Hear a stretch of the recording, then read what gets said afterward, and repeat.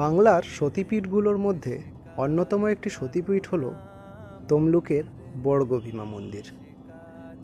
তমলুক শহরের অদূরেই রয়েছে এই বর্গভীমা মন্দির। পৌরাণিক মতে দেবীর বাম গুল্ফো বা বাঁ পায়ের গোড়ালি পড়েছিল এখানে।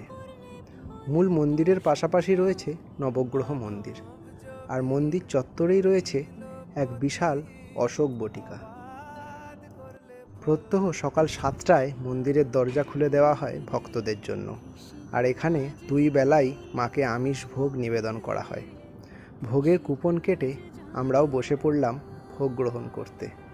কুপনের মূল্য 110 টাকা, আর এখানে বসেই আপনারা ভোগ গ্রহণ করতে করতে মায়ের মন্দিরের লাইভ ফুটেজ দেখতে পাবেন। অন্নভোগের সাথে রয়েছে শুক্তো, তরকারি, পায়েস, চাটনি ও মাছ।